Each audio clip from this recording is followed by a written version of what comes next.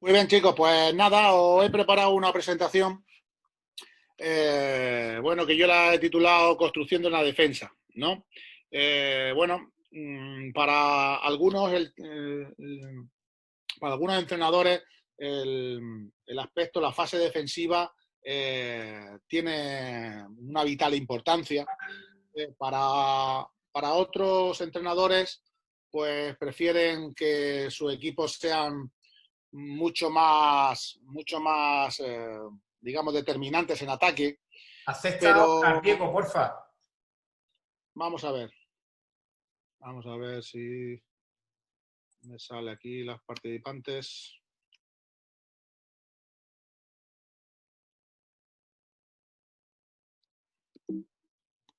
Pues es que no me sale.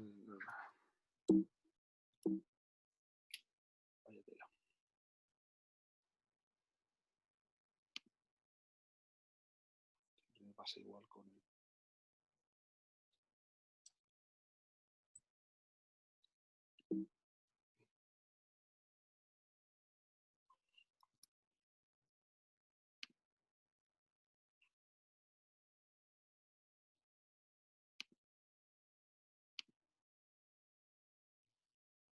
Ahí está.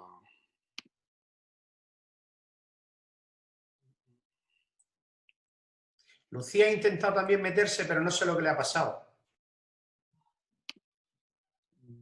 Bueno, pues lo intentamos después. Si aquí está Ana.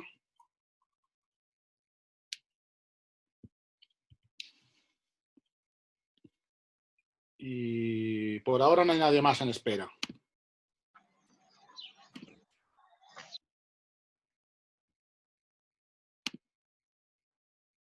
¿Vale?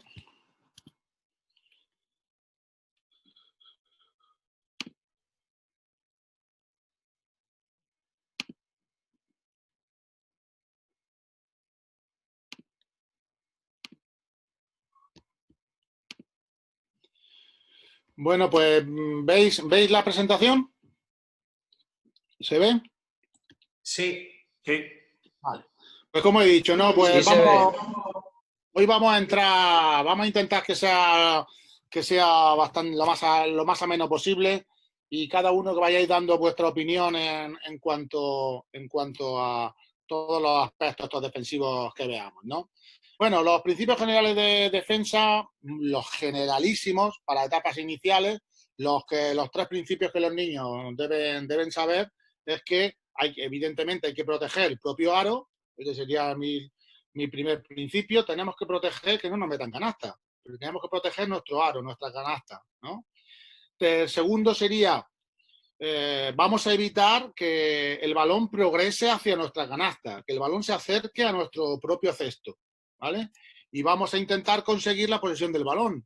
En cualquier momento, poder recuperar la posesión del balón, ¿no? Ante eso es el ABC de la defensa, cuando vamos a hablar con los niños, ¿no? Sobre todo en categorías inferiores, las categorías más pequeñitos, ¿no? Pues estos tres principios generales ellos los tengan claros en defensa, ¿no?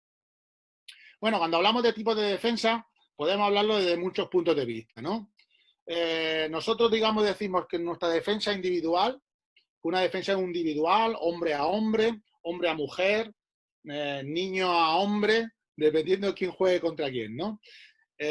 ¿Por qué esto? Porque, bueno, pues nosotros entendemos como la gran mayoría de los entrenadores como que es la defensa base para la iniciación, y en muchos casos como una filosofía de juego en defensa, ¿no? Es decir, hay entrenadores que jamás hacen zona, ¿no? Que jamás hacen zona porque cualquier estrategia, mediante scouting o lo que sea, contra cualquier equipo, pues pueden hacerlo, pueden, digamos, construir unos conceptos defensivos que le evitan ponerse en zona, y además pues consiguen los mismos o más beneficios en el juego, ¿no? Cuando hablamos de defensas en zona, nosotros, bueno, concretamente debería explicarse como defensas desde zonas, ¿no? Es decir, que los jugadores se ubican en una zona y desde esa zona realizan los movimientos, ¿no? Defensivos. Bueno, pues nuestro reglamento nos exige que sea a partir de infantiles, a partir de la categoría infantil, incluida la categoría infantil, que se puede utilizar la zona, ¿no? En minibásquet, pues estaría prohibido en medio campo, e incluso la cuestión de las defensas ilegales, ¿no? ¿Qué es una defensa ilegal en minibásquet y qué no, ¿no? Ahí hay mucha controversia muchas veces, ¿no? Porque estar en ayuda puede ser considerado por un árbitro como que es una defensa ilegal, ¿no? Entonces depende de las situaciones defensivas que habría que matizarlo bastante, ¿no?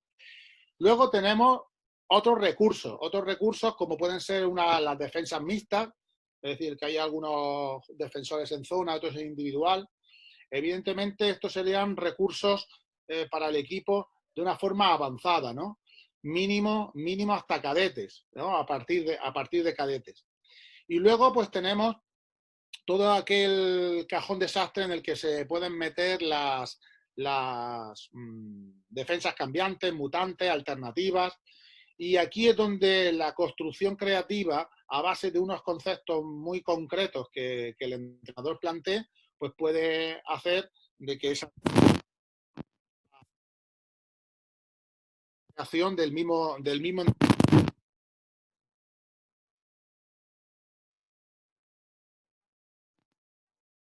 vamos a construir la defensa para un equipo, sabemos que vamos a asumir unos riesgos. Se van a asumir unos riesgos a los cuales tendremos que estar preparados, ¿no? Cada tipo de defensa, cada tipo de concepto defensivo que podamos aplicar, sabemos que tendrá sus puntos buenos y tendrá sus riesgos también.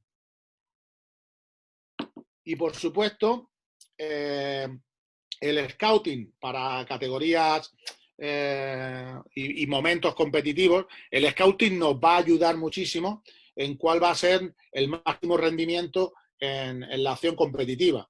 Es decir, todos sabemos que cuando llegan momentos muy concretos de la competición, el conocer perfectamente al equipo contrario y el trabajar contra lo que nos vamos a plantear es base, es pues importantísimo para poder conseguir el éxito.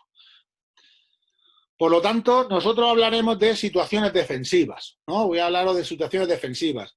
Y es como todo, en estas situaciones defensivas habrá unos conceptos en los que unos podremos estar un poco más de acuerdo o menos de acuerdo, ¿no? Hay, digamos, unos principios básicos del defensivo, pero luego hay muchos matices, ¿no? Hay muchos colores entre el blanco y el negro, ahí hay una infinidad de colores, ¿vale? Pero lo que sí tenemos claro es que en las situaciones defensivas nosotros tendremos que trabajar contra el jugador con balón, es decir, que sepamos defender al jugador con balón, al jugador que no está botando, al jugador que ya ha iniciado el bote, al jugador que viene botando desde lejos y tengo que frenarlo, al jugador que realiza un tiro a canasta. Entonces, las acciones, digamos, contra el jugador con balón, hay que trabajarlas en infinidad de situaciones, ¿no? En todas las situaciones y todas las trayectorias posibles, es un continuo bagaje que hay que ir trabajando durante los entrenamientos. Y por supuesto, pues el otro tipo de defensa, ¿no? La otra situación es defender contra un jugador que no tiene el balón. Que no tiene el balón, pero que quiere tenerlo, que está en el lado fuerte o que está alejado del balón y no quiere ser partícipe del juego, ¿no? O que se mueve de un lado a otro, se mueve del lado de balón al lado alejado, del lado débil al lado fuerte o del fuerte al débil, ¿no? Todas estas situaciones hay que entrenarlas. Hay que entrenarlas a lo largo, como hemos dicho, a lo largo de los entrenamientos de esta temporada, ¿no? Por supuesto, hay unos principios generales en defensa para las etapas iniciales, y aquí os voy a proponer una serie de cosas, ¿no? Partiendo de la base de una defensa individual, ¿vale? Entonces, uno de los principios generales es que el defensor siempre debe estar más cerca de nuestro propio aro que el atacante. Esto a los niños desde benjamines tenemos que ir parando, explicando que, bueno, vamos a ver, lo podemos hacer por indagación, evidentemente. A ver, niño, a ver, analiza, ¿qué aro? ¿No me dijiste que tú tenías que defender el aro? Sí, sí, ¿cuál es tu aro? Ese, ¿vale? Pues tú tienes que ponerte en una situación que estés más cerca que el atacante, ¿vale? Sí, sí, perfecto, vale, entonces me tengo que poner en este lado, no en aquel. Perfecto, tú estás más cerca de nuestro propio aro, perfecto, lo estás haciendo bien. Lo siguiente, si es posible, que el defensor se sitúe en la línea imaginaria entre su propio aro y su atacante o su oponente directo, ¿no? Que sepa situarse en el campo, ¿vale? Que no esté evitando igual la progresión de su atacante directo hacia una zona menos útil, ¿no? Es decir, si un niño se desorienta, no sabe dónde está su aro y no se pone en esa línea, pues beneficia al ataque. Entonces, aunque esté pendiente del balón, esté pendiente de su atacante, debe tener una buena coordinación espaciotemporal, saber exactamente dónde está, ¿no? El defensor también debe estar preparado en todo momento para responder, para reaccionar. Aquí la postura defensiva, el centro de gravedad, todas estas cuestiones de flexión del jugador defensivo, pues son importantes y tenemos que hacer que nuestro equipo, pues además de colocarse bien, que estén siempre preparados, que estén siempre flexionados, ¿vale? Y insistir en esto, porque si no, siempre se llega tarde, siempre se reacciona tarde y bueno, es otra cuestión importante. Que el defensor nunca debe perder de vista el balón y, por supuesto, a su oponente directo, ¿vale? Entonces, muchas veces vemos a los niños pequeños que, bueno, pues pierden de vista el balón, se están centrando en su oponente, tú tienes que seguir a este, pero lo ves que está haciendo una mixta de balonmano, es decir, que le sigue por cualquier sitio, ¿vale? Y no es capaz de controlar las dos cosas a la vez, ¿no? Es decir, cualquier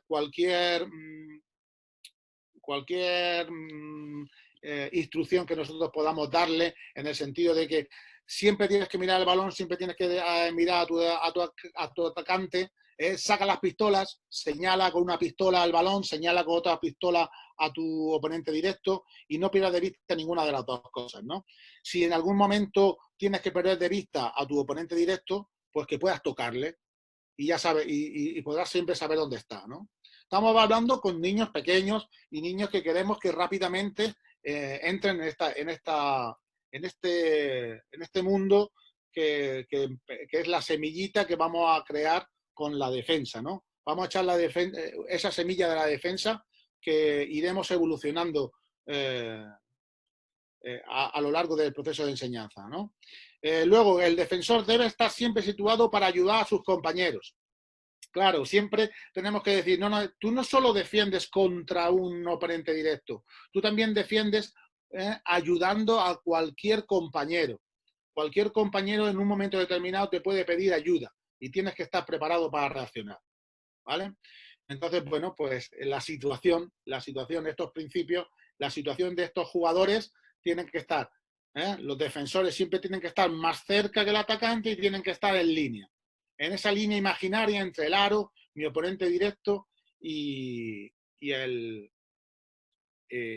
defensor, ¿no? En esa línea imaginaria. Luego ya las cuestiones de si estoy más cerca, más lejos, pues van a depender del balón, evidentemente de dónde está el balón, ¿no? Nosotros tenemos como conceptos, como medios tácticos, la diferencia entre el lado fuerte y el lado débil, que hemos hablado antes, qué son los triángulos defensivos, qué es una ayuda y una recuperación, qué es un cambio defensivo, qué son rotaciones defensivas. Todo esto lo tenemos, yo creo, bastante claro todos los que estamos aquí, ¿no? Es decir, en esta imagen veis que el jugador número 1 tiene el balón y en cuanto da un pase al jugador número 3, el jugador defensor número 2 realiza un triángulo defensivo, ¿vale? Aquí quiero que participemos. Ese triángulo defensivo debe ser muy grande de base, de área, o debe ser pequeñito? Es decir, ¿es mejor defensor el que hace un triángulo más grande o el que hace un triángulo más pequeño? ¿Qué opináis vosotros? Venga, a ver, alguien que se eche para adelante.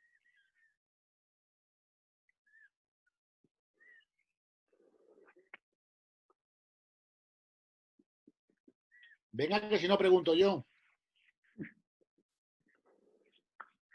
¿Puedes repetir la pregunta? Hombre, pues depende de la situación. Con que el jugador esté debajo del aro metido en la zona, sobre todo, da un poco igual que el triángulo sea más grande o más pequeño. ¿Creéis que da igual que el triángulo sea más grande o más pequeño? ¿Sí? ¿Todos? A ver, el problema de que el triángulo sea más grande va a depender de luego la recuperación defensiva. Pues que tú puedes parar el balón, pero si luego hay un pase extra, pues a lo mejor te cuesta más recuperar. Si yo puedo estar más igualmente de alejado de mi oponente directo, el 2 puede estar a la misma distancia, pero puede hacer que ese triángulo sea más pequeño, que tenga menos área. ¿Entendéis? Si el jugador número 2 estuviese más hacia arriba, más hacia el tiro libre, el triángulo sería menor. ¿Verdad? Es decir, que estaría más en la línea de pase. Ese jugador el jugador número 2 tendría más dificultad para recibir un pase directo desde uno. ¿Vale? Pero también le podría ganar más fácil la espalda, ¿no? Si se adelanta mucho y pierde de vista a su atacante. Efectivamente, si el triángulo es mayor, más facilidad para responder ante que me ataquen la espalda o una puerta atrás. Entonces, hacer el triángulo más grande o más pequeño va a depender de qué puede depender. Pues, del tiempo de reacción que tenga el defensor, de sus capacidades. Sí, más o menos. ¿Sí? De sus capacidades, ¿no? Un jugador que es capaz de estar más en línea de pase, aunque esté en la ayuda, pero que esa línea de pase la esté cubriendo y además sea capaz de responder ante una puerta atrás, pues ese jugador tiene que tener una gran capacidad física, ¿vale? Luego también tiene que tener una gran capacidad visual, de amplitud visual, del campo visual, porque si te echas para atrás, tienes más campo, ves más campo. Si te echas hacia adelante, tienes menos. Y sobre todo también, según la intuición. Todos sabemos que hay jugadores que tienen mucha intuición para robar el balón. No igual tanta velocidad, pero sí mucha intuición. Entonces, un segundo. Está a punto de cortarse. Aunque se corte, automáticamente volved a meteros con el mismo enlace. No tardéis mucho para no perder el hilo y poder continuar con lo que estamos haciendo, ¿vale? Pero en el momento que se corte, le damos otra vez al enlace, yo os voy admitiendo y continuamos otra vez. Okay. Perfecto. Bueno, pues esto es lo que muchas veces tenemos que ver. Si nosotros queremos ser un equipo mucho más agresivo, posiblemente estaremos mucho más en las líneas de pase, en todas las líneas de pase, aunque estemos en ayuda, pero tenemos que tener un equipo, evidentemente, que sea atlético. Todos queremos tener un equipo atlético y un equipo buen defensor, ¿vale? Pero las características de los jugadores nos va a hacer que nosotros tengamos que desarrollar otra serie de conceptos, ¿vale? Otra serie de movimientos para conseguir que haya una coordinación defensiva, ¿no? ¿Cómo se consigue una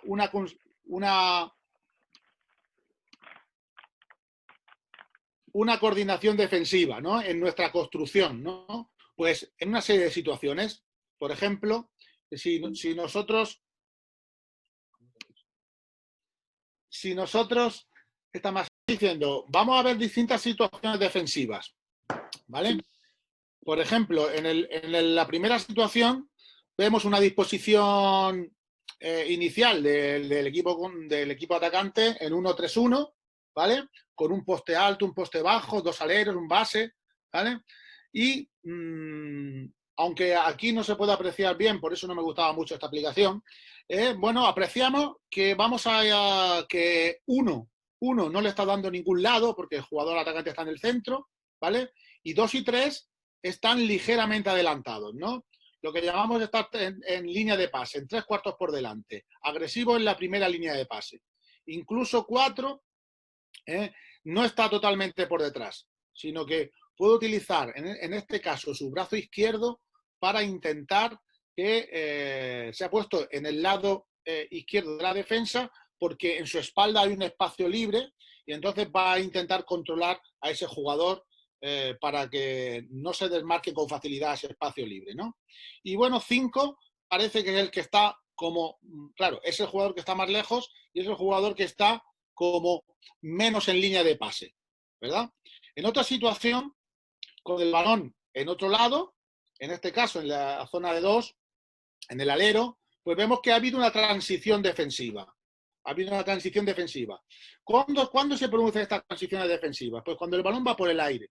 En cuanto el balón, los defensores ven que el balón va por el aire entre 1 y 2, tienen que ser capaces ya de reaccionar y modificar su posición defensiva.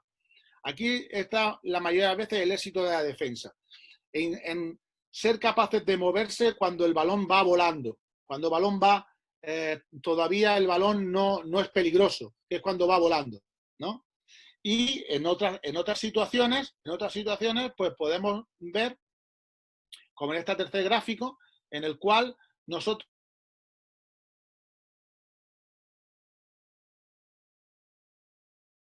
1, 5, es muy en la ayuda.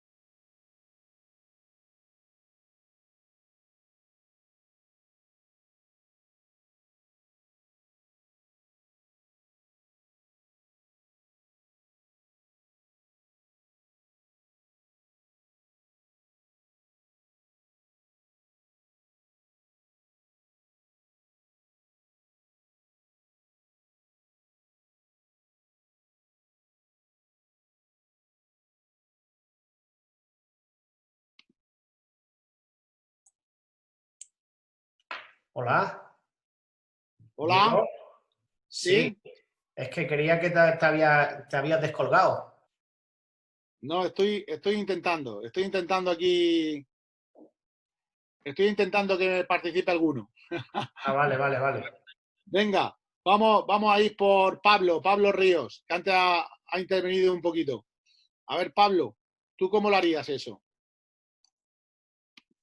¿El qué? ¿Tú cómo harías? ¿Qué le dirías al jugador número 2? Diego, es que se ha cortado tu emisión y hemos estado como 2 minutos o 1 minuto y pico sin verte. Ah, bueno, vamos a ver. O sea, desde donde has comentado lo de que se producía la primera transición de que el balón iba del centro al alero alto, a partir de ahí ya prácticamente se ha cortado.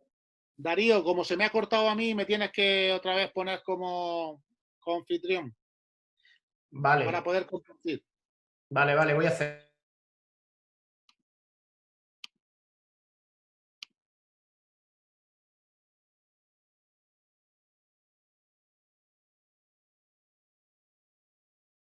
Bueno, van a salir eso, tres imágenes, ¿no? Y entonces queremos nosotros construir nuestra defensa desde unos puntos de vista, unos conceptos que nosotros vayamos a aplicar.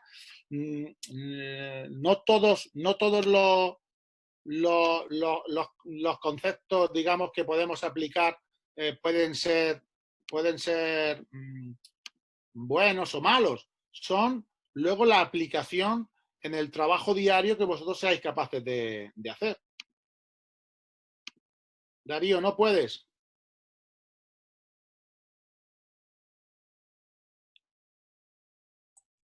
Ya está, ya eres. Ahora, perfecto. ¿No? Pues entonces en esta situación hemos visto, estábamos viendo, ¿no?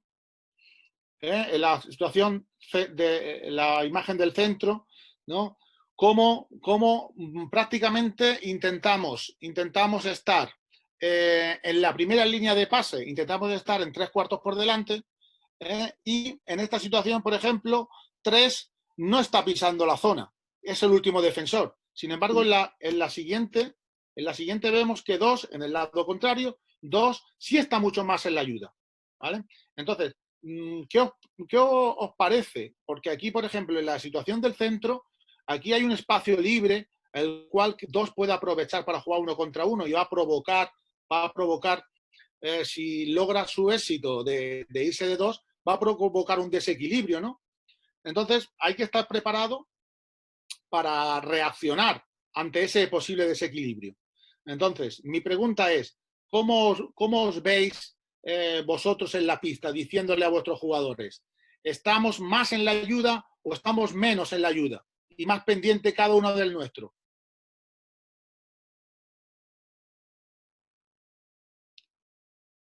Venga, Pablo, Javi, Fran. A ver, depende. Si el balón está en un lado, pues depende de si mi defensor es tirador, por ejemplo, o no. Me puedo hundir más o me puedo hundir menos. Pero, por ejemplo, en categorías inferiores, digamos, con niños más pequeños, porque esto ya estamos hablando ya tú estás diciendo ya, es que depende, ¿no? Depende del atacante. Es decir, ya hay un previo scouting, ¿no? ¿Me escucháis? Sí, sí. Sí. Ya hay un previo scouting, ¿no? Pero cuando empiezas a trabajar con niños, al principio vas sentando las bases de tu construcción de la defensa y más adelante se irán matizando, ¿no? Pero queremos ser un equipo más agresivo en la línea de pase, más agresivo en cuanto a que no hay muchas posibilidades para el atacante en el pase, sino que va a tener que decidir echar el balón al suelo, ¿no? O somos más conservadores, vamos a ser más conservadores, vamos a defender más nuestra zona, nuestro aro. ¿Vosotros cómo os gusta trabajarlo? A ver. Yo diría que es mejor, no sé, estar en minibásquet que sea más responsabilidad suya de su propio jugador, que no dependan tanto de la ayuda de los compañeros, que pues se la jueguen un poquito más apretándole y pues si lo sobrepasa ya que intente alguna ayuda. Pero de primera, cada uno pegado al suyo, aunque el más lejano, un poquito más separan ayuda, pero que intenten apretarle lo máximo a su atacante. Bueno, Javi, tú has dado con una de las claves que yo estoy totalmente de acuerdo, y es que muchas veces cuando construimos una defensa partimos de la base de que el jugador que defiende al hombre de balón va a necesitar ayuda. Y eso relaja mucho al defensor. Y es que no me haya ayudado, Entonces, la responsabilidad individual en el 1 contra 1 debe ser máxima. Debemos intentar que nuestros jugadores, bajo mi criterio, que nuestros jugadores no se acostumbren a que siempre que se le vaya a escapar va a tener una ayuda, porque esa primera ayuda tiene unas consecuencias, ¿no? Y luego están los jugadores que dicen, oye, es que yo ayudo y a mí no me ayudan. Entonces ya no ayudo más. Entonces la responsabilidad individual es muy importante. El 1 contra 1 es vital bajo mi criterio, ¿vale? Nosotros podemos luego diseñar, como veis en esta primera situación, cómo serían nuestras ayudas, nuestra rotación de ayudas en el caso en el que un alero mete el balón en el poste bajo. Pero claro, aquí hay unos conceptos, es decir, ponemos a 5 en 3/4 por delante, más o menos por delante, ¿no? Y sabemos que el jugador que esté colocado en la posición 4 tiene que ser el primero en ayudar. Esa será la primera ayuda. Luego 2 hará una segunda ayuda. Y luego 1 se interpondrá entre 2 y 1 atacantes para poder hacer una tercera ayuda según sea la situación, ¿no? Es decir, nosotros tenemos que construir estas situaciones defensivas. ¿Cómo las vamos a hacer? Esta es una forma de hacerla, ¿no? ¿Y qué vamos a hacer en caso, cómo vamos a rotar, cómo vamos a hacer la primera, la segunda, la tercera, la cuarta ayuda? ¿Cómo lo vamos a hacer en caso de una situación de esta en bote, ¿no? El jugador número 3 penetra y hay que responder. Se va de su defensor y tenemos que responder. Y tenemos que tener los jugadores tienen que tener los conceptos claros de quién es el primero que tiene que ayudar, qué hace el segundo, de dónde viene cada una de las ayudas. Entonces, esto será una labor vuestra haciendo situaciones en 2 contra 2, en 3 contra 3, en 4 contra 4, hasta llegar al 5 contra 5, pero situaciones en las que vayáis construyendo vuestra defensa, ¿no? Vuestro sistema de ayudas, en este caso, ¿vale? Porque, bueno, nosotros tenemos digamos, 2 formas, de 2 medios importantes en el aspecto defensivo, que es la ayuda y recuperación, ayudar y recuperar, ¿vale? O el cambio defensivo, ¿vale? Es decir, un jugador se ve superado, mi compañero me ayuda y ese compañero que ha ayudado luego vuelve a recuperar, ¿no? Aquí, como veis, introduzco ya texto, ¿no? En la primera situación, pues aquí vemos una penetración del jugador número 1 y ¿qué creéis vosotros que significa lo de ayuda, cambia, voy, llego? ¿Qué creéis que es eso? Comunicación defensiva entre jugadores para saber qué va a hacer cada uno, no que los dos vayan a hacer lo mismo y al final, por uno y por otro, se queda un jugador solo. La comunicación defensiva. En la segunda imagen se ve, pues, por ejemplo, un bloqueo directo, ¿no?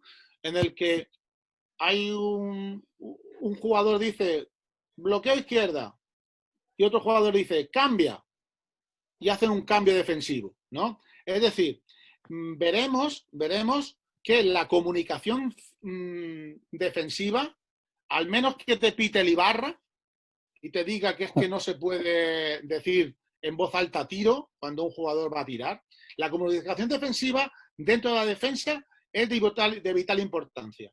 El tanto por ciento de éxito que cada entrenador diga que tiene, ese ya queda un poquito a criterio, ¿no? Es decir, en un éxito defensivo colectivo, podemos decir que igual el 50% del éxito defensivo puede ser una buena comunicación, ¿o es muy exagerado? No, porque realmente, en verdad, si hay una buena comunicación, también como merma un poco al ataque. Que el ataque vea a la defensa, a todo el equipo, cambio, voy, llego, y lo están haciendo bien, pues también como se cierra el ataque un poco, se bloquea. O sea, yo creo que eso es muy importante. Está claro que hablar en defensa, lo que decimos, hablar en defensa ayuda ante una descoordinación, ante un error de un compañero, ante una imprecisión, ayuda cuando alguien se equivoca y lo comunica a tiempo, es más fácil poder reaccionar, que el equipo reaccione, ¿no? Está clarísimo que intimida mucho al ataque, es una intimidación defensiva escuchar a un equipo continuamente hablando, ¿no? Con el desgaste que también eso tiene para el físico, evidentemente. Pero intimida muchísimo ver un equipo está continuamente radiando el partido. También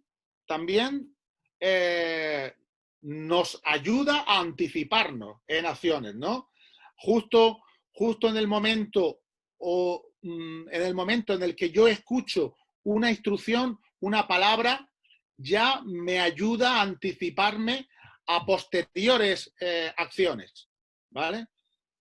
por supuesto, en los cambios de estrategia, ¿no? Los cambios tácticos que podamos decidir, si la comunicación defensiva es buena, sea oral o sea de cualquier otro tipo, visual, está claro que muchas veces los entrenadores queremos cambiar de situación defensiva, queremos cambiar de defensa y los jugadores tardan 3 ataques en enterarse qué tipo de defensa queremos hacer. Y aunque ya lo hubiésemos trabajado, ¿no? Los jugadores que no hablan en el campo con la evidente tensión del partido, con el desgaste físico, pues nos puede costar varias canastas, nos puede costar muchos puntos que no haya una comunicación rápida en estos cambios de estrategia, ¿no? Y entonces, aquí como ejemplos, cuando un jugador deja de votar, votó, cuando se me escapa mi hombre, gritar ayuda, cuando se está produciendo un tiro, decir tiro, rebote, en los cambios, llego, el 2 contra 1 defensivo, el pasa, el estoy, el salto, el voy, palma, puño, es decir, cada instrucción, cada comunicación tendrá su sentido dentro de la construcción de vuestra defensa, ¿vale? Por ejemplo, a ver, de los de Granada, a ver, ¿qué tipo de comunicación defensiva, poner algún ejemplo que escucháis entre los jugadores o que vosotros mismos proponéis en cuanto a la comunicación defensiva, ¿no?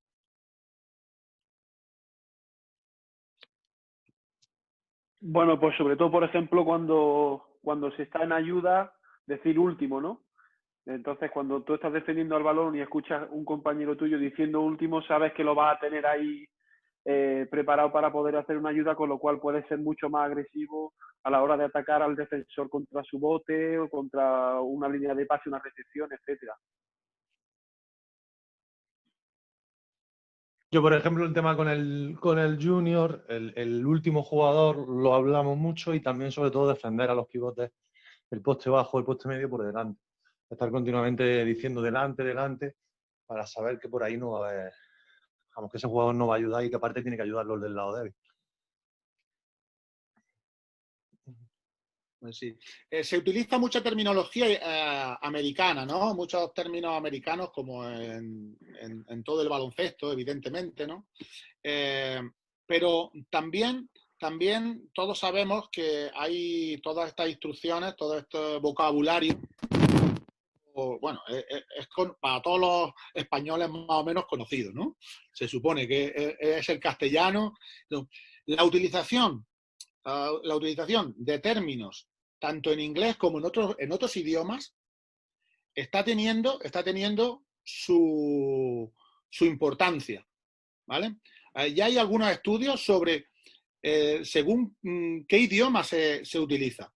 Claro, nosotros estamos jugando un equipo de Granada contra Almería y unos hablan mejor que otros, pero ¿no? Pero juegas contra un equipo de Adra y no sabes si es español o es castellano o es español argentino, ¿no? O si se habla en otros idiomas, en catalán, en gallego, en euskera, sobre todo, ¿no?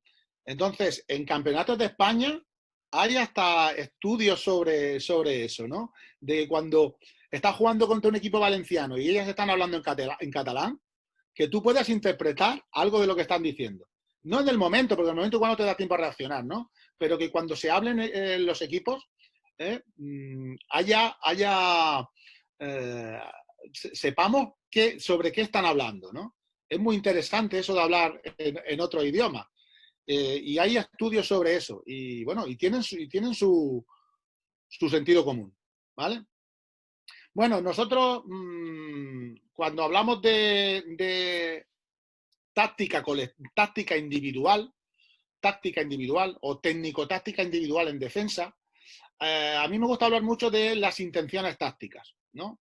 Muchas de estas comunicaciones son intenciones tácticas que nosotros tenemos para cómo saber acosar al jugador con balón, ¿vale? Cómo tapar las líneas de pase para que no se produzcan, o no taparlas. Si vemos a un jugador que está intensamente en una línea de pase, va a ser muy difícil igual que busquemos ese pase. Pero hay jugadores que prefieren estar menos en la línea de pase, pero estar más, ofrecer esa línea de pase para ir a reaccionar, a robar, ¿no? Esa intuición, esa inteligencia que tienen muchísimos jugadores para robar las primeras líneas de pase y salir al contraataque y llegar en 1 contra 0, ¿no? Esa intención táctica, esa inteligencia, esa forma de estar en la línea de pase, pero no estar, es un don que tienen algunos jugadores, ¿no? Hay otros jugadores que se les ve muy agresivos, haciendo mucho más aspavientos con los brazos, pero nunca roban un balón. Nunca roban un balón, ¿no? Entonces, esto tiene muchísimo de inteligencia, ¿no? De leer la intención del pasador y la intención del receptor, ¿no?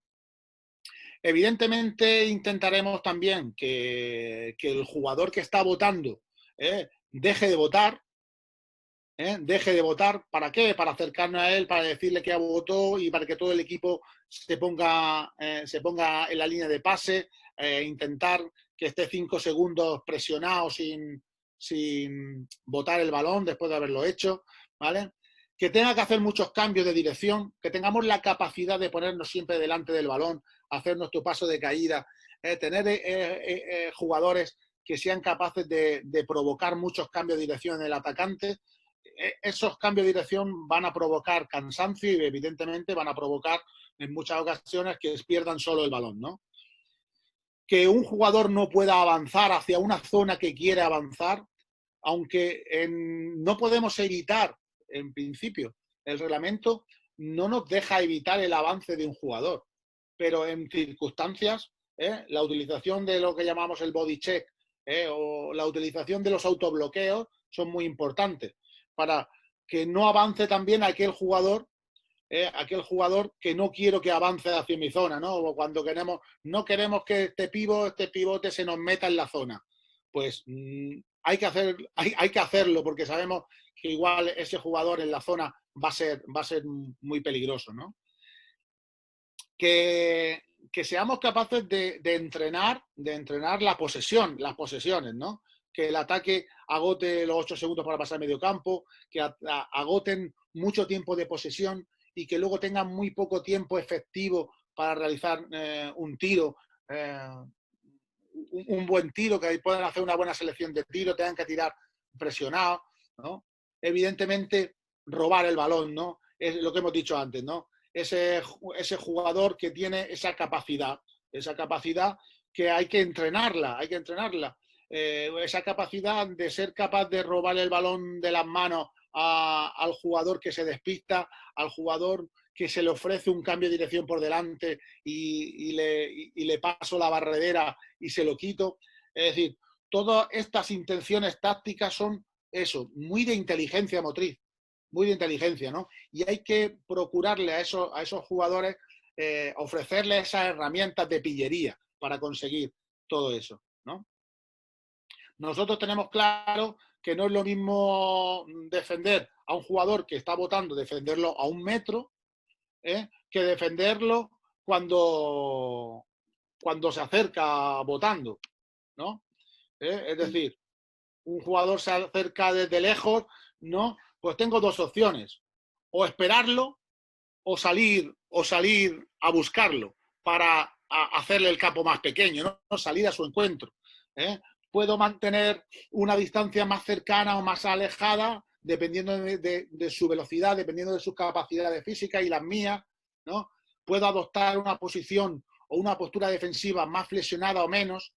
Nosotros siempre que le insistimos a los jugadores, flexiónate, agacha el culo. Y dice, coño, pues es que me agacho el culo y no soy rápido, no tengo todavía esa capacidad.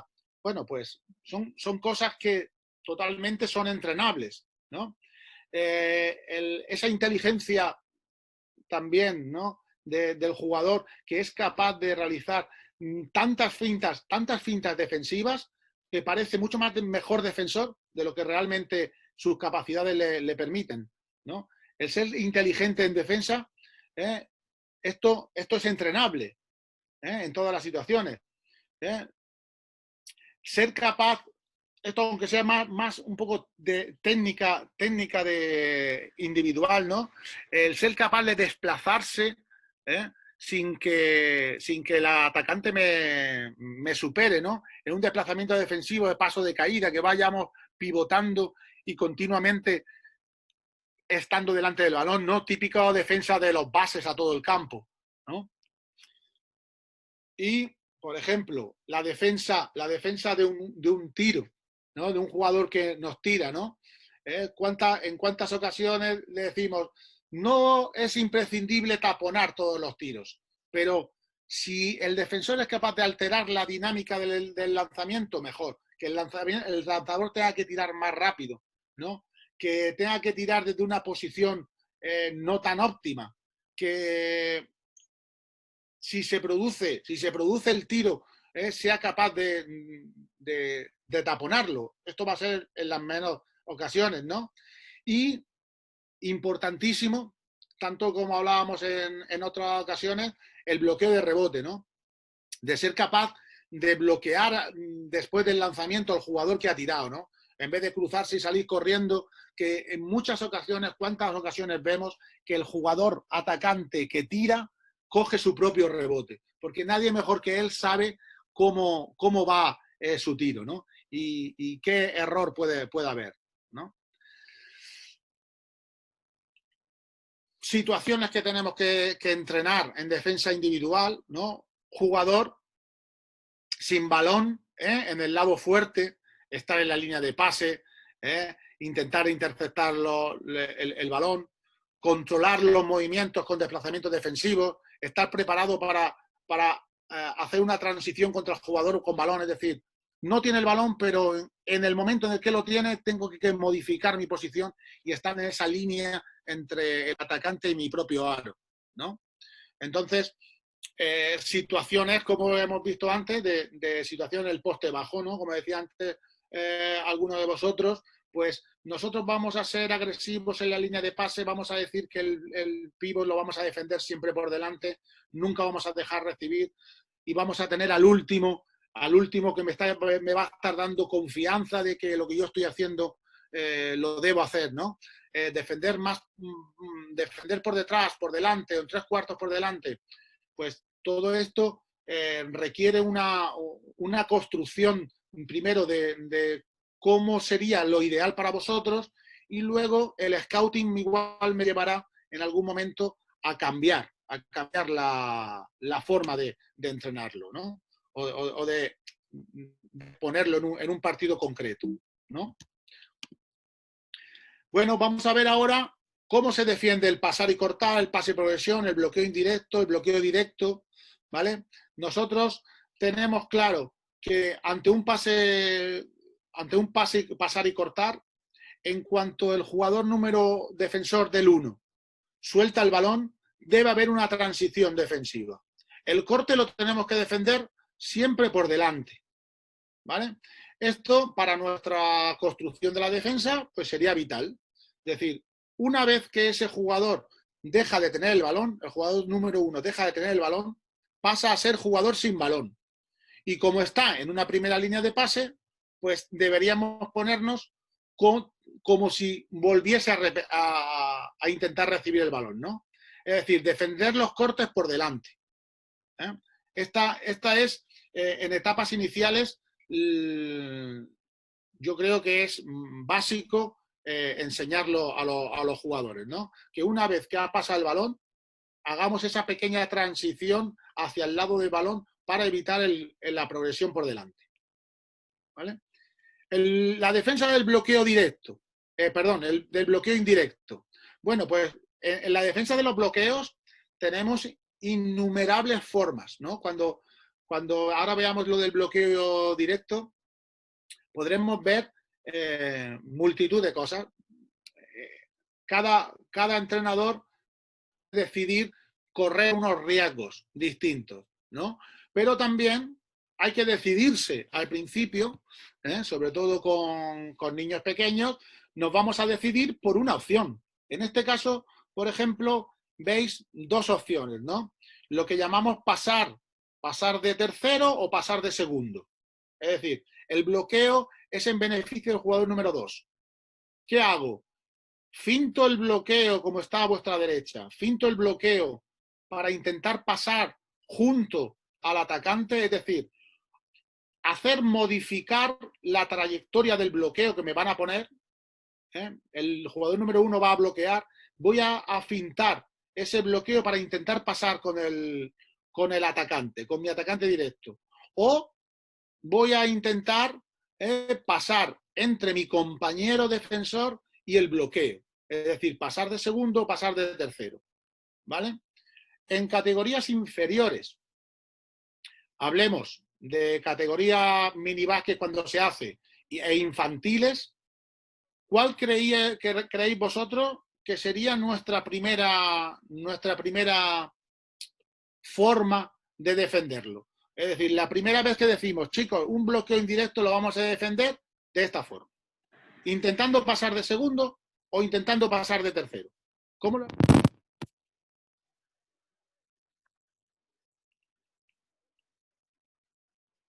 Ana, ¿está por ahí Ana?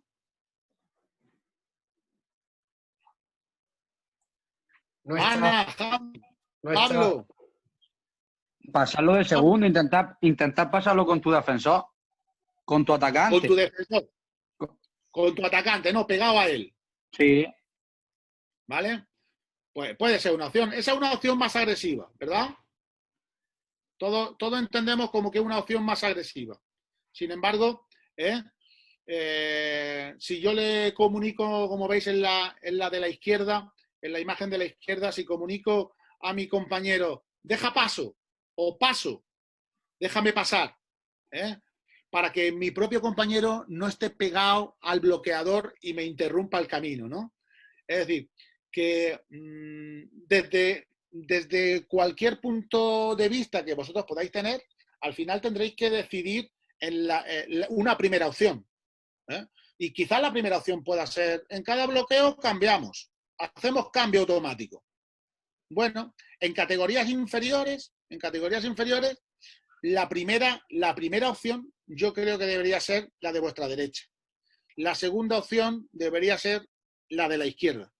Y la tercera opción cuando vayamos haciendo, digamos, alternativas, debería ser la del cambio.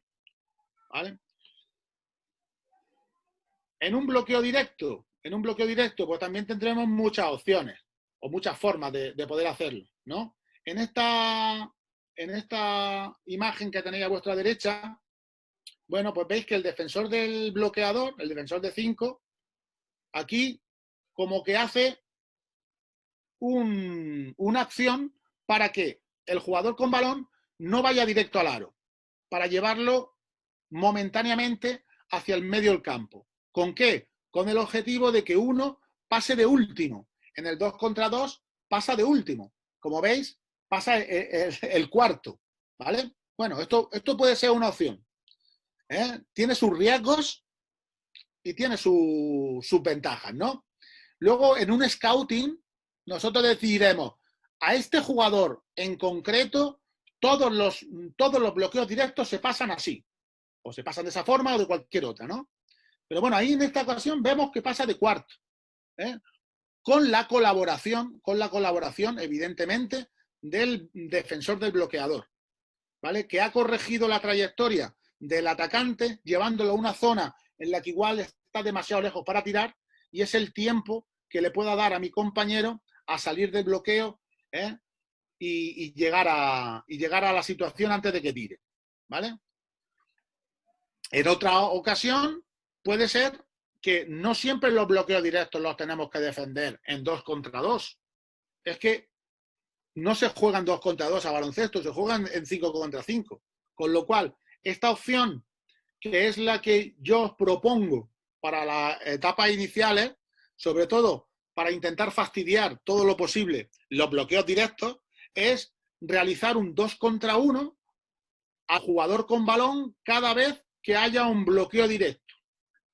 En cada ocasión de que haya un bloqueo directo para un jugador, evidentemente el jugador que tiene el balón, le vamos a hacer un 2 contra 1 y vamos a dejar al bloqueador, vamos a dejarle. Es mucho más fácil en categorías inferiores conseguir ventaja en un bloqueo directo por el jugador que tiene el balón que en la continuación. La continuación es un trabajo mucho más técnico-táctico, más avanzado, ¿vale? Entonces, una de nuestras intenciones colectivas debe ser, vamos a hacer siempre 2 contra 1 en el bloqueo directo y habrá siempre un compañero que esté en la ayuda de esa continuación. Y según la situación defensiva, pues vamos a decir que sea el último, que sea el más cercano o que sea el que sea. Pero ese 2 contra 2 lo vamos a convertir en un 3 contra 3 para que tengan que buscar un pase más para llevar el balón a la continuación. Por al menos tengan que llegar a hacer una triangulación. ¿Vale? Otras situaciones, como hemos visto, ¿no? Pues nosotros si creemos que el bloqueador es un buen tirador, por ejemplo, de 3 puntos, o no queremos que ese jugador tenga acciones posteriores que pueda hacer peligrar, ¿no?, una canasta, indicaremos al jugador cómo lo vamos a hacer. Pues simplemente diciendo detrás o por detrás. El jugador número 1 sabe que tiene que pasar de cuarto. La comunicación defensiva aquí es importante. Bloqueo izquierda, detrás, y sabe que tiene que pasar de último. O bloqueo izquierda, pasa. En ese caso, me separo de mi atacante, del bloqueador, me separo para que mi compañero pase de tercero, como antes hemos visto en los bloqueos indirectos. ¿Vale?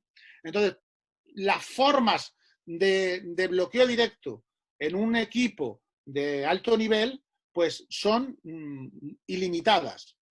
Y Blue pasa 2 por detrás, es decir, se indican claramente en cada uno de los bloqueos directos cómo vas a defender, ¿no? Y en muchos casos el cambio, ¿no? Cambio en el bloqueo directo. ¿Por qué no? Muchas veces hay entrenadores que no tienen miedo a que un base se quede con un pívot y a que un pívot se quede con un base. En muchas ocasiones, porque cuando intenten jugar, por ejemplo, cuando un base se queda con un pívot y ese pívot le intenta buscar la zona, le intenta buscar cerca del aro, pues también el tema del bloqueo directo, ¿no?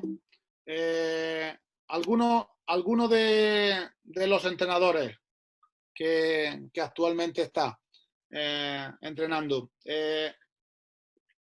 solamente decir un número. ¿En cuántas formas de bloqueo directo entrenáis?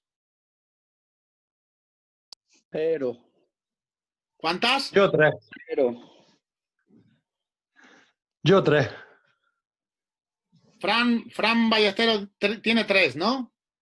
Sí. ¿Quién ha dicho 0? ¿Alguien ha dicho 0? Yo, Javi. Javilillo. Sí. Tú 0, ¿no? Tú no lo has entrenado en todo el año, ¿no? Bueno, en un fondo nada más. En estático y eso no.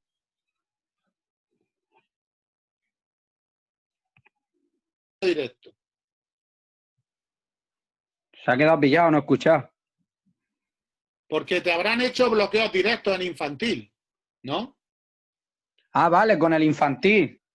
Pensaba que estaba diciendo con el mini, con el infantil una vez nada más, una jugada. Y no la hemos hecho mucho. Bueno, parece que no.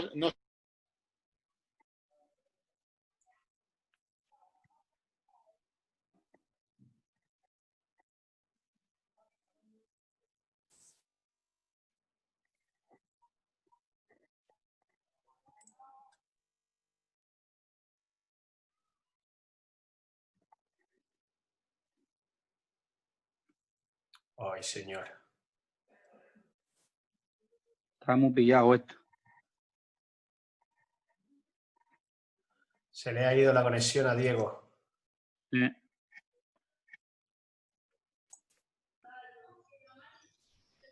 A ver si se conecta. Diego, Sí, se nos ha ido otra vez. te doy el testigo. Sí.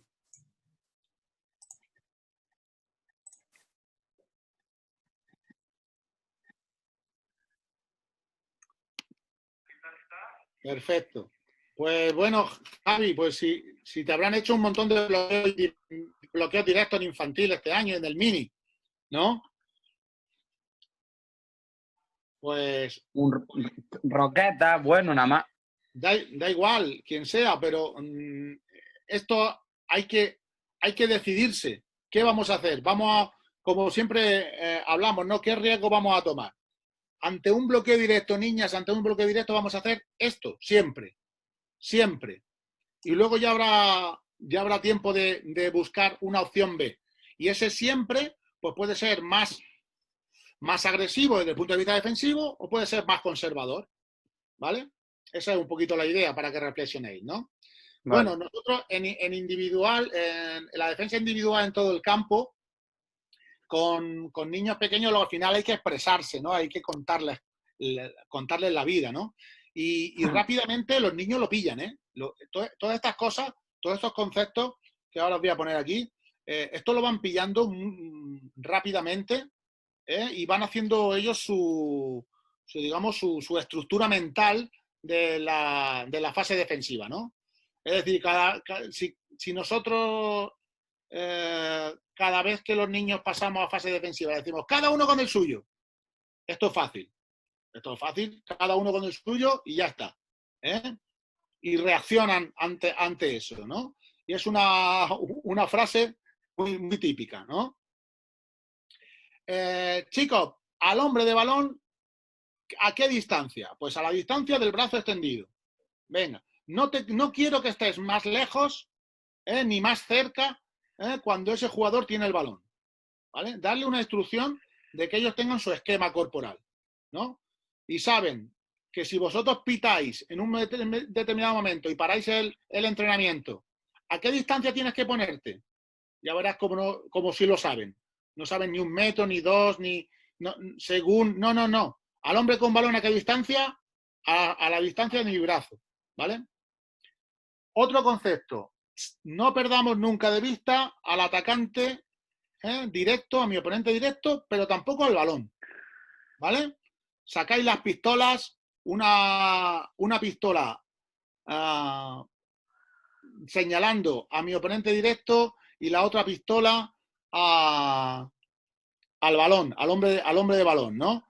Tenéis 2 ojos, pues un ojo para cada uno, ¿no? Pero si eso no se puede, maestro. Sí se puede. Si tenéis 2 ojos, un ojo puede mirar a un lado y el otro puede mirar al otro, siempre, ¿vale? El único ojo que no ve, ya sabéis cuál es. En esa defensa de iniciación, les podemos decir, contra más lejos estés del balón, más separado puedes estar de tu oponente directo, de tu atacante directo, ¿vale? Si el balón está muy lejos, tú puedes estar lejos de tu hombre, ¿vale? Ante un jugador que han superado, pediremos siempre ayuda. Es decir, tendrás que estar preparado para ayudar a un compañero que te pide ayuda, ¿vale? Y en poco tiempo veréis cómo los niños son capaces, mediante juegos, en hacer cambios defensivos automáticos en las ayudas. Es decir, esas rotaciones defensivas es como un juego de las esquinas. Un juego de las esquinas, en la que no puede haber ninguna esquina que esté sola, ¿vale? Y luego, pues claro, evidentemente iremos ampliando nuestra presión en la primera línea de pase, iremos ampliando pues muchas situaciones, ¿no? Esto que os voy a explicar aquí en todo el campo, esto lo pillan con mucha facilidad. Si los trabajamos por partes, pero dentro de una globalidad, es decir, lo trabajamos primero en un 2 contra 2, luego en un 3 contra 3, situaciones muy concretas a la señal del entrenador. Niños benjamines, minibásquet son capaces. No hay ningún jugador que se queda nunca solo y siempre voy a ayudar a mi compañero. ¿Veis? Que hay una primera ayuda, una segunda ayuda, una tercera ayuda, una cuarta ayuda y una quinta. Es decir, ha habido una rotación. Esto realmente en niños minibásquet, en niñas minibásquet más todavía, que son más listas, esto es fácil de entender por ellos, ¿no? Porque eso, que saben que hay 5 atacantes y estamos 5 defensores. Y entonces, si cada uno tiene que estar con uno y yo estoy con este, ya no es mi novio, no es mi novia, es solamente un atacante. Tendré que buscar al que se queda solo, ¿no? Entonces, con juegos y con mucha imaginación por parte del entrenador, este concepto lo entienden relativamente rápido, ¿no? Luego, claro, nosotros siempre vamos a tener en nuestros clubes algunos equipos que sean lo suficientemente importantes como para ser más, pues, digamos, ser más echas para adelante, ¿no? Equipos de Campeonato de Andalucía, pues todos los equipos de Campeonato de Andalucía minibásquet saben presionar a todo el campo, en individual, ¿no? Saben estar en la máxima cercanía al jugador con balón, el acoso al jugador con balón, hacerle botar hacia banda puede ser uno de nuestros conceptos defensivos. Aquí podríamos decir, en algunas ocasiones nos interesa orientar al atacante hacia banda o nos interesa orientarlo hacia el centro. Pero como concepto de construcción de la defensa, vosotros tendréis que indicar algo. Yo lo que os aconsejo es orientar siempre a los jugadores hacia banda, ¿vale? Otro concepto en una defensa presionante individual, el defensor impar más cercano al atacante con balón realiza el 2 contra 1. Es decir, yo veo que el jugador con balón viene hacia mí y yo soy el que va a sorprender con un 2 contra 1. En este caso, si fuese una defensa en zona, pues estaría más delimitado quién es el que va a hacer primero el 2 contra 1 en la presión. Aquí los niños tienen que pensar y a identificar si son ellos los que tienen que ir al 2 contra 1 o no. ¿Vale? En el momento en el que el equipo observa un 2 contra 1, se tendrán que preparar para cambiar, para rotar. ¿Vale? Nos separaremos en cuanto veamos que se está produciendo un 2 contra 1, tenemos que ayudar a los jugadores diciéndoles que tienen que separarse de su atacante directo, ¿no? Para poder llegar a la interceptación del balón. Cuando el balón sale del 2 contra 1, intentar robarlo, ¿no? Intentar recuperar el balón, ¿no? Que el defensor impar más cercano al atacante que momentáneamente queda libre se cruza para interceptar el balón, ¿no? Lo que hemos dicho, ¿no? Que hay un 2 contra 1, nos preparamos para ese 2 contra 1 y nos anticipamos para robarlo, ¿vale? Y por supuesto, pues la protección del aro, hacer la rotación siempre hacia el aro y en nuestra propuesta de actividades, de ejercicios, de juegos, valoremos mucho todas esas pillerías del baloncesto. El baloncesto es un deporte para pillos, ¿no? Entonces, las intenciones tácticas, la inteligencia táctica motriz es básica, ¿no? Y tenemos que hacer que los jugadores en defensa tengan buenas intenciones tácticas, ¿no? Aparte de que en un momento determinado les hablaremos de agresividad. Bueno, el concepto agresividad con niños es delicado. Es delicado. Puede haber muchas confusiones y al fin y al cabo somos educadores, chicos. Todos en algún momento habéis hablado de agresividad en defensa, ¿verdad?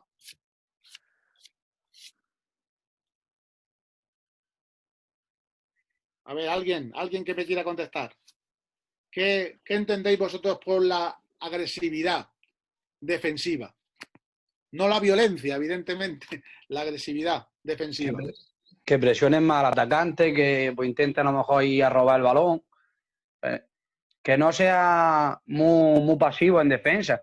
Que intenten buscar el fallo del atacante. Podemos sustituirlo por intensidad defensiva.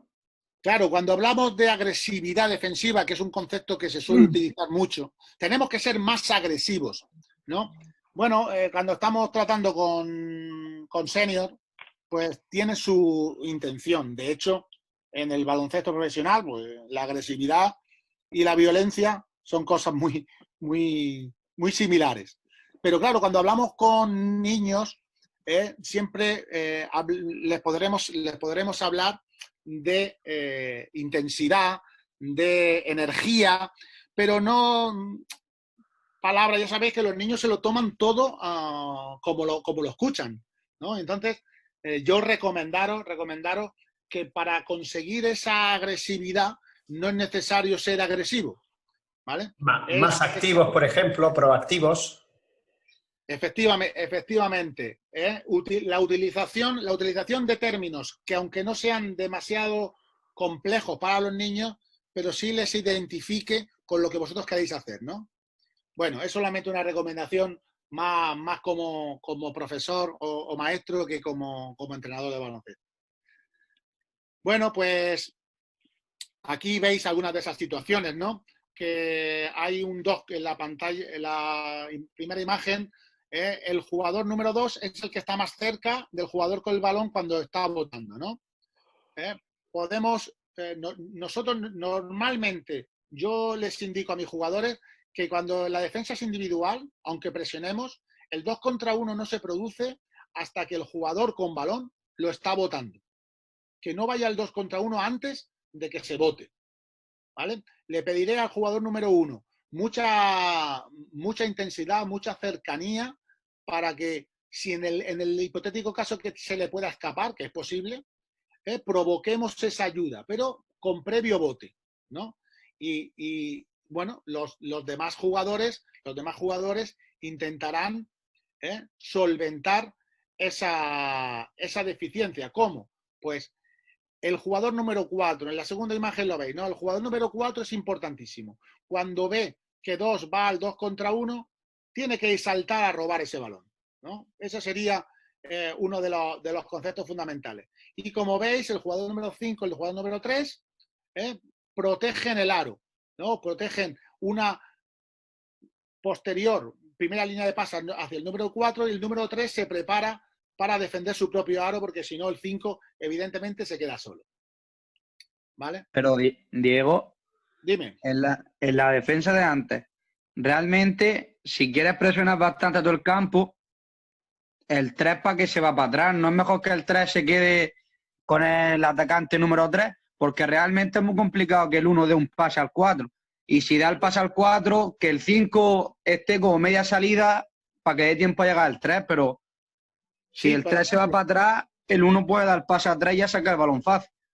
Mi pregunta es, si el jugador número 4 falla y el 2 recibe, en cuanto recibe el balón y tiene una ventaja porque el jugador número 4 ha ido a robarla y ha fallado, que se da muchísimas veces, ¿no?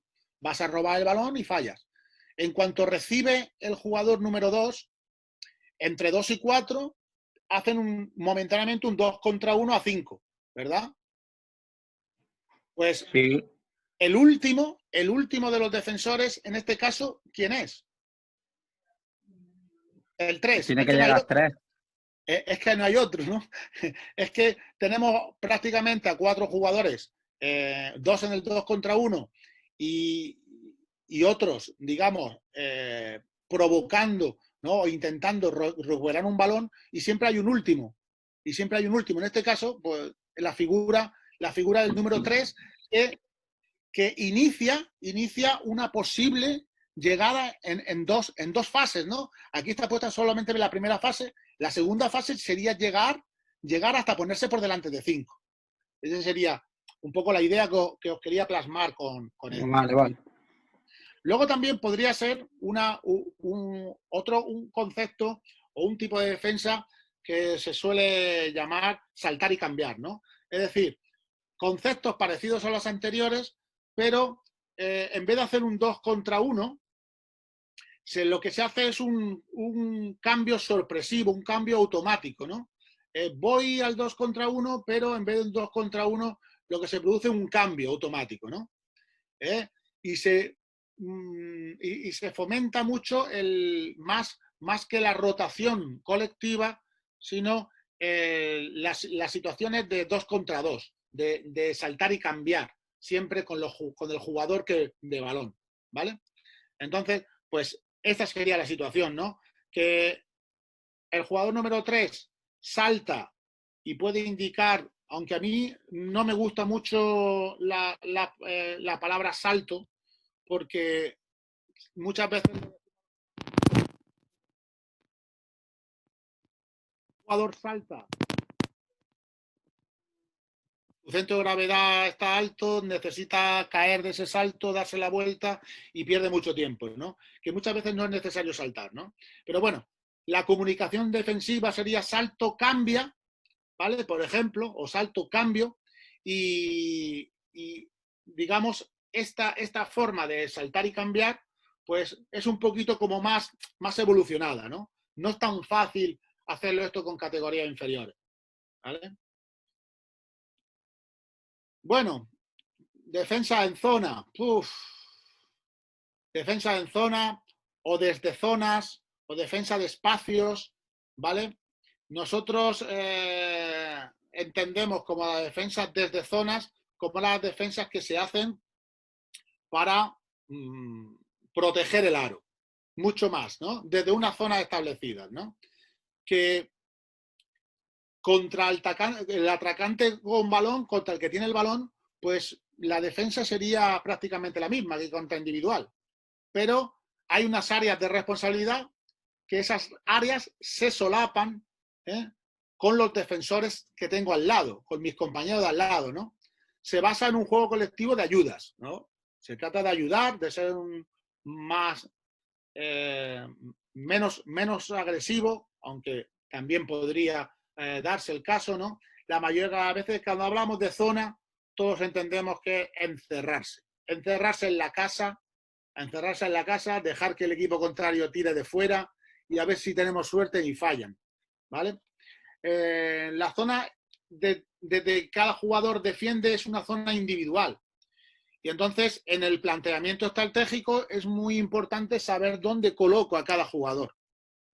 Y, pues, por supuesto, el área de responsabilidad que tiene una zona va a depender de la orientación que tenga el jugador, de la lateralidad. Hay jugadores que es mejor ponerlos en la derecha o en la izquierda. La postura, la concentración, el estado físico de ese jugador, todo en la zona interviene mucho. Es una defensa más especializada, ¿no? Evidentemente, la comunicación motriz y la comunicación verbal es tan importante o más que en defensa individual, ¿vale? Bueno, pues, ¿qué ventajas tiene? Bueno, pues sí, es más difícil tirar bajo el aro, es más difícil entrar en la zona, progresar al aro, es más eficaz para parar a jugadores interiores, es más eficaz quizás para el contraataque, ¿no? Es decir, un equipo que defiende en zona tiene también muy establecido cómo van a ser sus calles a la hora de hacer el contraataque. Y el repliegue defensivo, que es también parte de la defensa, evidentemente, ¿no? Si yo sé que voy a defender en zona, es mucho más fácil llegar a defender porque no tengo que saber dónde está mi oponente directo, sino a qué zona tengo que ir yo. Puede que se cometan menos faltas personales, muchas veces los entrenadores lo utilizamos cuando estamos muy cargados de faltas personales. Facilita la defensa colectiva porque si cada uno tiene claro su rol, se facilita bastante en una defensa individual, una defensa más agresiva, puede haber mucha más variabilidad, ¿no? Los movimientos en zona es más fácil, son más fáciles, son más predeterminados. Y bueno, pues quizá el ataque que es uno de los defectos que suele tener en los ataques, necesita el ataque más tiempo para elaborar, ¿vale? Porque muchas veces vemos, hay zona y dejamos de jugar como estábamos jugando y cambiamos la forma de jugar. En algunas ocasiones es necesario, pero en otras muchas no es necesario cambiar prácticamente la forma de jugar. Nuestro juego por concepto tiene que ser útil para no dejar de jugar, para, si algo estaba haciendo bien, mantenerlo, ¿no? Evidentemente tiene unos inconvenientes. Si el equipo contrario tiene un buen porcentaje de tiro exterior, has palmado, ¿no? Y además ha palmado el entrenador por ponerse en zona. Ante buenos jugadores no se ponen zonas. Siempre se ponen contra equipos que son peores que yo, pero me van ganando, ¿no? Y aquellos equipos que tienen buenos pasadores me deshacen la zona en poco, ¿no? Por todo eso, yo creo que no son adecuadas la defensa en zona, porque es mucho más difícil y además, pues, pedagógicamente es un atraso en la formación del jugador, ¿no? Entonces, en etapas iniciales hasta, yo consideraría hasta cadete, no deberíamos utilizarla. Bueno, cuando hablamos de la área de responsabilidad, aunque aquí los círculos no me han salido muy bien, pero bueno, entre el 1 y el 2 hay una área de solapamiento. Los dos pueden defender, claro, si tienen que ayudar, se tienen que juntar, ¿no?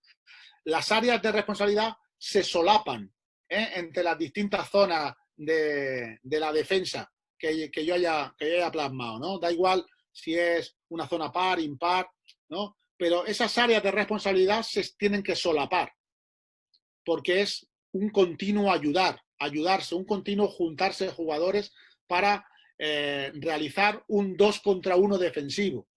Que el jugador que tiene el balón se vea en la necesidad de dar un pase porque no puede superar a 2, ¿no? Esa es la idea. Defensa, las más tradicionales, pues la típica 2-1-2, la típica 2-3. En muchas ocasiones podríamos considerar que es la misma, pero según cómo nosotros vayamos a hacer defender a mi equipo, podríamos decir que es una defensa que según el jugador que esté en el centro, el 5, según su capacidad, podría convertirse en lo que más adelante llamaremos una defensa cambiante o mutante, ¿no? Que pueda mutar desde el 3-2 hasta el 2-1-2 hasta el 2-3, ¿no? Podría ser en este tipo de defensa en par, ¿no? Defensa impares, pues la típica 1-2-2, o la 3-2, o la famosa porque todo en un momento determinado nos ha gustado. Yo no sé si hay alguno aquí que no le haya gustado tanto defender 1-3-1 como que su entrenador le pidiese eso, le pidiese defender en 1-3-1, como ser entrenador e intentar entrenar a hacerla bien la 1-3-1 en medio campo.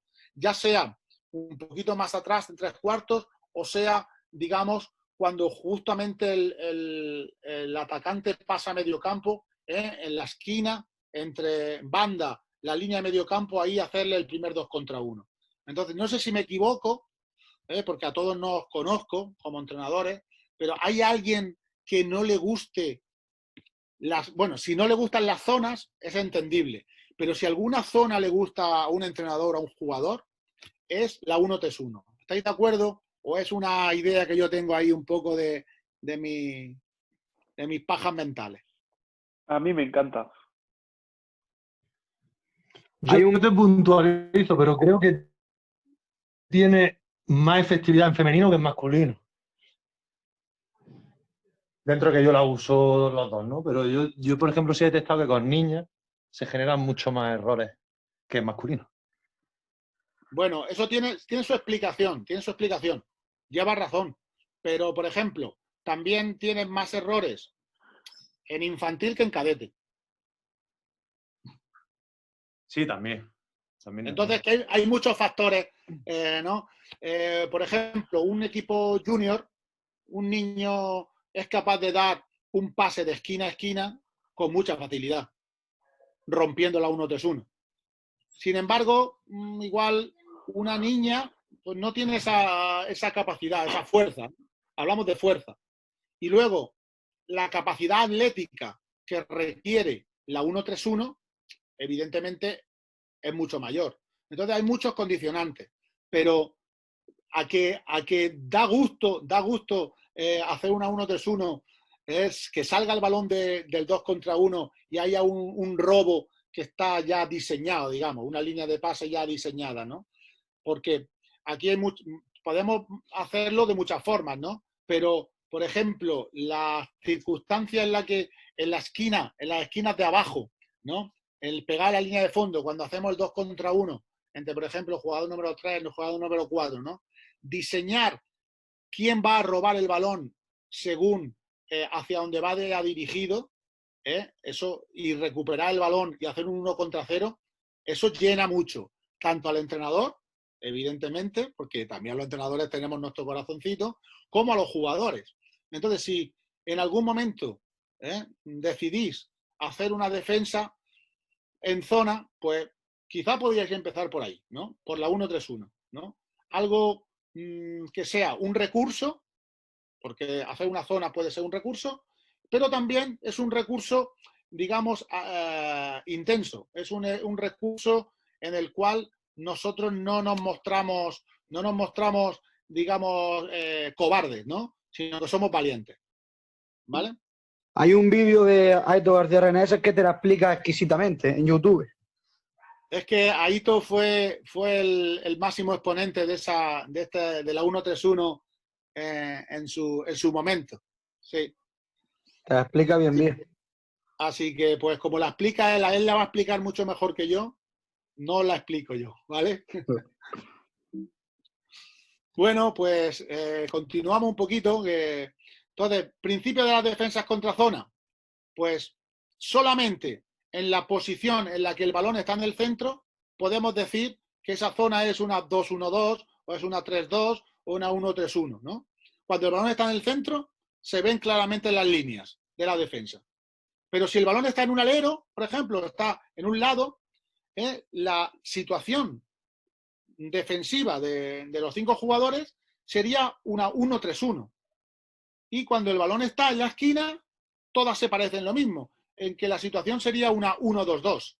Entonces, que en las zonas tradicionales, en las zonas, digamos, más cobardes, entre comillas, que protegen mucho más el área restringida, mucho más nuestro aro, esas tres situaciones son así. Solamente en la posición central se especifica que ahí puede haber esa jugada, ese tipo de defensa, esa posición, en este caso 2-1-2, ¿vale? Y que cuando el balón va a un lado se convierte en una 1-3-1 y cuando el balón va a la esquina se convierte en una 1-2-2, ¿no? Luego también veríamos la posibilidad de más adelante, pues buscar nosotros recursos, ¿no? Pues como puede ser una defensa mixta en la cual haya un jugador que está en individual, el box and one, el típico box and one, ¿no? Uno en individual y 4 en caja o en diamante, ¿no? Es decir, según cuáles sean nuestros conceptos, en este caso, que queramos, y también los jugadores, ¿no? No es lo mismo tener a 2 jugadores grandes, 4 y 5, que tienen menos movilidad, o a uno que tenga mucha movilidad, ¿no? Que pueda defender en el exterior, ¿no? Ese defensa mixta puede ser al base o puede ser un alero. A un jugador interior también, teóricamente también, pero bueno, pues tiene otras connotaciones que habría que plantearse, ¿no?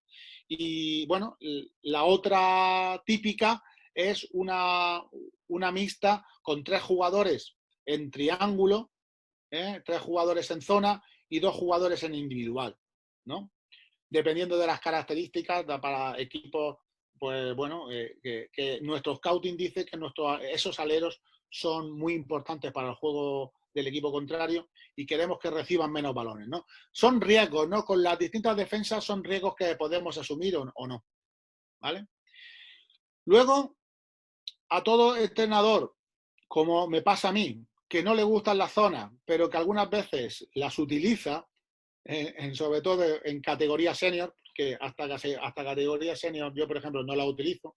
No sé si será mejor o peor, no sé si será más cabezón o menos. Pero como no me gustan, intento hacer una defensa en zona que se parezca lo más posible a una individual, ¿no? Defensas cambiantes, defensas alternativas, defensas de ajuste. En esta situación, como veis, lo que quiero explicar es que el jugador número 1 que va a atacar entre esos dos, entre el 1 y el 2, ¿no? Pues va a buscar ese solapamiento, atacar entre dos defensores, pues que la defensa pueda rotar para convertirse en otro tipo, en otra situación, ¿no? Que el poste alto se siga como si estuviese en individual de poste medio a poste alto, ¿vale? Que el jugador número 4, a pesar de ser una zona, tampoco dejaría, estaría preparado para no, en caso de que reciba el alero 2, pues poder estar por delante para que no reciba el jugador en el poste medio. Es decir, una defensa en zona de ajustes, cambiante, mutante, podría ser la mejor defensa, podría ser una defensa individual. Entonces, que los aspectos básicos son y los fundamentales en defensa son como en defensa individual. A defensa alternativa nos podemos referir también al cambio de defensa dependiendo de una circunstancia del juego, ¿vale? Por ejemplo, es bastante habitual, antes era mucho más habitual, hacer defensa individual o zona dependiendo de si hemos conseguido con meter canasta o no, ¿no? Metemos canasta, nos podemos ir a individual o a zona, indistintamente, ¿no? Bueno, esto requiere un trabajo muy avanzado, ¿no? Porque ya os digo que esto no creo que nadie se lo plantee hasta cadete, ¿no? Que es lo que a nosotros más nos incumbe, ¿no? Entonces, también existe la posibilidad de hacer una defensa presionante en zona. Puede tener otros conceptos, pero, por ejemplo, el concepto de que seguimos haciendo 2 contra 1. Vamos a hacer 2 contra 1, pero vamos a hacer 2 contra 1 cuando el jugador vota o cuando el jugador que tiene el balón todavía no ha votado. Pues yo lo planteo que hagáis la diferenciación. Cuando trabajáis con defensa presionante en individual, esperar a que el jugador vote. Cuando lo hacemos en zona, antes de que el jugador vote, le sorprendemos con el 2 contra 1. ¿No? Es muy importante la elección de dónde ponemos a cada jugador según sus características, ¿no? Como ahora veremos, y cuando no da frutos, cuando el equipo pasa a medio campo y todavía no hemos conseguido que se precipite y tire rápido, ¿no? El equipo contrario, pues podemos elegir seguir en zona o incluso pasar a individual. Como esto es lo que ocurre mucho en minibásquet, ¿no? Está permitido una defensa presionante en todo el campo, pero una vez que se pasa de medio campo y, digamos, se convierte en un ataque posicional, que cada jugador defienda al suyo en individual, ¿no? Bueno, pues por ejemplo, la que más me gusta a mí es la 1-2-1-1, la que he estado trabajando en los últimos años y que no ha dado muy buen rendimiento. Bueno, pues esa se basa en que en cuanto recibe uno de los dos jugadores, evidentemente, antes de verlo, ¿no? También posteriormente a este diseño de esta defensa, también diseñaremos la salida de presión. Es decir, aquí vamos a tener unos riesgos. En este caso, el riesgo que asumimos va a ser dejar solo al jugador número 2, ¿no? Es decir, que cuando 1 y 2 hacen el 2 contra 1, la salida del balón hacia 3, digamos, al que ha sacado de fondo, o hacia 4, esas dos líneas de pase las podamos interceptar. Ese es nuestro objetivo. y evidentemente tenemos unos riesgos, ¿no? Unos riesgos. Y esos riesgos pues los tendríamos que asumir, ¿no? Intuición, muchísima. Intuición entre los jugadores, sobre todo el jugador número 4, ¿no? El más loco, el más intenso y el que llega más rápido puede ser el jugador número 1, ¿vale? Pero el más intuitivo es el jugador número 4, que es el que va a tener mucho más espacio. El que va a tener mucho más espacio y dependerá de la ayuda o no que le pueda dar su jugador último en este caso, ¿no? Pues bueno, se basa en ese primer 2 contra 1 y luego en un hipotético 2 contra 1 también en medio campo. Evidentemente, si el balón sigue llegando a la esquina, se volvería a realizar un 2 contra 1. Entonces, si en este caso el ataque ha sido por la derecha, se pueden producir hasta 3 2 contra 1 en ese lado del campo. Hacer el campo pequeño e intentar hacer los 2 contra 1. ¿Qué es lo que ocurre? La acción de jugador número 3, ¿no? Que es el que al final puede coger el hipotético rebote, ¿no? Que el jugador que estaba en un alero sea el jugador, el alero contrario a por donde se desarrolla el ataque, sea capaz de llegar a defender la zona. Perdona, ¿vale? Diego, sí. se va a volver a cortar. ¿Cuánto tiempo nos va a quedar? Pues nos va a quedar muy poquito. Bueno, pues